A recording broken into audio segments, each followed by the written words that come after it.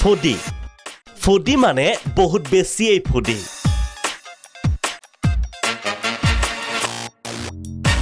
যিমানেই ফুডি নকক কিয় আমাৰ অসমীয়াত ইয়াক খকুৱা বুলিয়ে কয়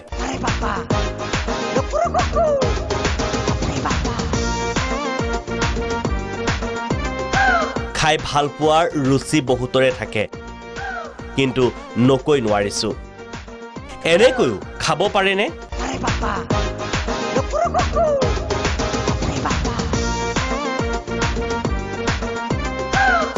এও হল ফুডি বয় নাম ৰফিক বয়স 30 বছৰ ঘৰ বিহাৰৰ কাটিহাৰ জিলাত ৰফিকে এটা সাজতে খায় 3 কিলো চাউলৰ ভাত 2 কিলো আটাৰ ৰুটি 2 লিটাৰ গাখীৰ আৰু যে কটকি আচৰিত হৈছে নহয় অলপ ৰব আচৰিত হ'বলগীয়া আৰু কেইবাটাও কথা ক'বলৈ এতিয়াও বাকি আছে খাই ভাল পোৱা ৰফিকে পালে ফলাফলো অতি ভোজনৰ বাবে 200 কিলোৰ অতিকায় ৰূপ ৰফিকৰ बचपन से चाहो बुलेट पे चढ़ता दम छोड़ देता है वजन के कारण से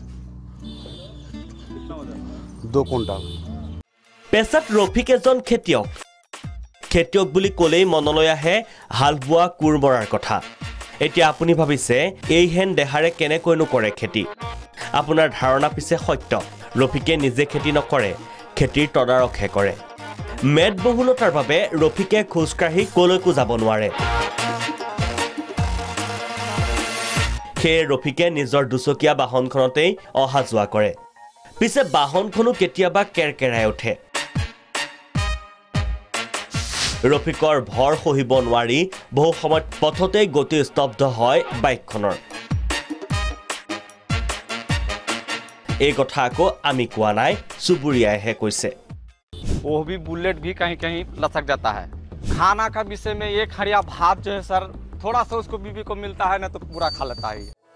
ৰফিকৰ এই চাহনিতেই প্ৰেমত পৰিছিল প্ৰেয়সী সম্পন্ন হল বিবাহ পিছে ৰফিকৰ আহাৰ যতন আৰু যোগাৰ কৰোতেই ভাগৰি পৰে পত্নী